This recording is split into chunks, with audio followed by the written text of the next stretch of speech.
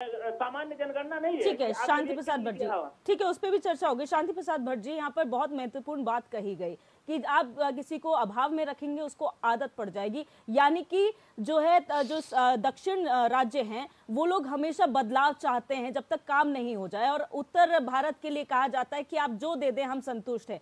तो ये क्यों है? और कांग्रेस के लिए तो आप दक्षिण में जाकर सरकार बना ले रहे हैं, हिंदी भाषा में हिंदी राज्यों में आप अपनी बात नहीं रख पा रहे हैं, जनता आपको समझ नहीं पा रही।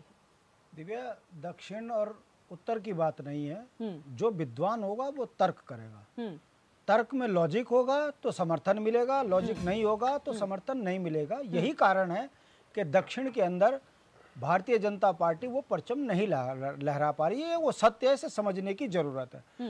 अब सवाल इस बात का आता है कि ये भारतीय जनता पार्टी को विगत 10 वर्षों में कैसे परचम लहराने का मौका मिल रहा है। तो समझने की बात यह भी है दिव्या कि 47 की आजादी के बाद से 60 के दशक तक एक छत्र राज्य कांग्रेस का था।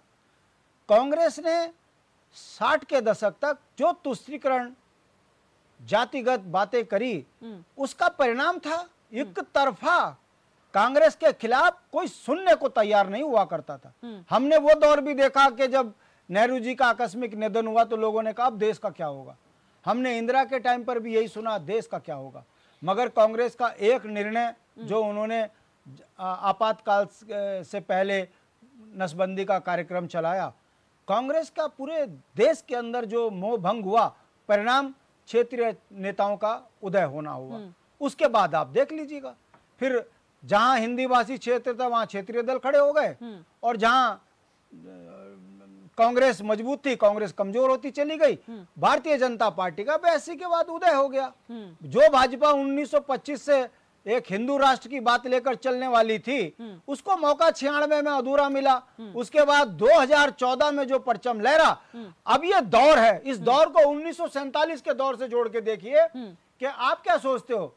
जिस प्रधानमंत्री के हर दूसरे शब्द में झूठ है, जिसकी हर योजना ग्राउंड में फेल है, उसके बावजूद भी उनका मैनेजमेंट, उनकी आरएसएस और उनकी पार्टी यदि परचम लहरा रही है हिंदी बेल्ट में, देश के क्षतिज पर राज कर रही है, तो ये इतनी जल्दी मोह भंग नहीं होगा। जब 60 साल कांग्रेस को दे दिए जनता ने, तो जनता इनकी लाख गलतियों को माफ कर कर इस देश में इनके किए हुए वादों पर विश्वास करते हुए इन्हें वोट दे रही है।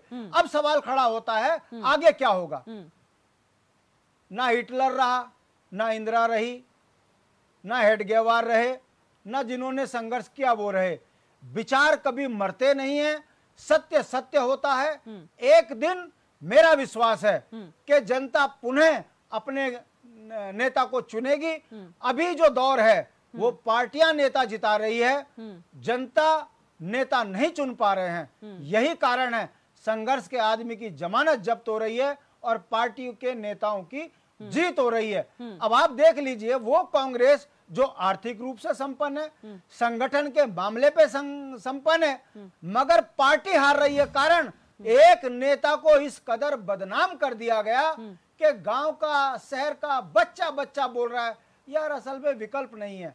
देश की सोच को इस हद तक आदमी को मजबूर कर दिया गया कि विकल्प नहीं है। और विकल्प कौन है? झूठ।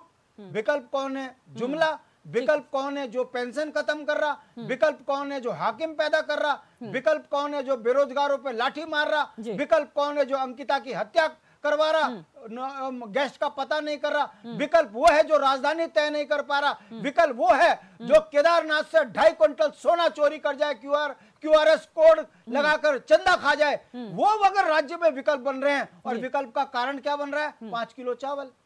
हिंदू, अगर ये राजनीति है तो अभी और जाल में जनता फंसेगी। मगर जब इसके सत्य को जनता समझेगी, मैं आज इस चैनल से बोल रहा हूं, जनता को कई दशकों तक केवल इस बात का पश्चाताप होगा कि देश के नाम पर, धर्म के नाम पर, पार्टी के नाम पर हमने अपने घर गांव बर्बाद कर दिए। दोबारा ये गांव कब तैयार होंगे ये ईश्वर पर है। सत्य समझ पर आएगा। मेरा फिर कहना है, भारत का संविधान सुरक्षित रहना चाहिए। सत्ताएं तो आती हैं जाती हैं। जिस दिन संविधान को सही तरीके से एग्जीक्यूट करने वाला कोई भी शासक, कोई भी बड़ा नेता आ गया, तो देश की आर्थिकी, मजबूत होगी, वरना इस समय पर हम अंधभक्ति पे मशगूल हैं। बिल्कुल। परिणाम आपके सामने है। चिंता का विषय यह है कि सब कुछ जानने के बावजूद भी यदि वोट पड़ रहे हैं तो ये चिंता का विषय है। बिल्कुल। लोकतंत्र में पार्टियों का जीतना घातक है।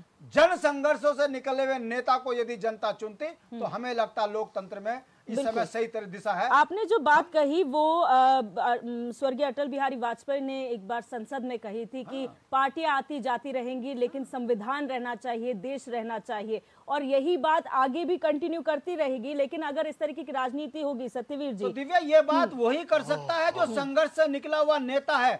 आज के नेताओं के मुंह से निकलता है अरे अटल तो भारत का प्रतिनिधित्व तो करने कांग्रेस के राज में जिनेवा पहुंच गए। ये वो राजनीति है। और आज हालत यह है कि अगर 10 रुपए कमा लिए तो सुबह पुलिस वाला घर के बाहर बैठ गया, कहां से लाया। ये जो राजनीति में चल रहा है नफरत का दौर, विश्वास करता हूं एक दिन ये खत्म होगा और देश के अंदर फिर स्वर्णिम काल आएगा। बिल्कुल सत्यवीर जी, आज आप लोगों से सवाल इसलिए नहीं बनता क्योंकि आप लोग जो है रणनीति के तहत चुनाव जीते हैं, लेकिन एक जो राजनीति में ट्रेंड शुरू हो गया है कि आपने जिस तरीके से भुनाने की कोशिश की, आप लोगों ने सनातन को भुनाने की कोशिश की, आपने कांग्रेस के बयान को इतना भुना दिया कि लोग मुद्दे भूल गए। आप लोग मुद्दों की बात करते हैं, अपनी योजनाओं की बात करते हैं, ठीक है, लेकिन योजनाएं पुरानी, लेकिन उसके साथ एड ऑन क्या हुए कांग्रेस के बयान, एड ऑन क्या हुए गाली, एड ऑन क्या हुए, क्योंकि हर मोर्चे पे आप लोग इस चीज को, तो आपको लगता नहीं है आप लोगों ने एक नया ट्रेंड शुरू कर दिया जिसमें कहीं ना कहीं सारे राजनीतिक दल अब फॉलो कर रहे हैं आपको? दिव्य दर्शनी जी, कुछ महत्वपूर्ण प्रश्न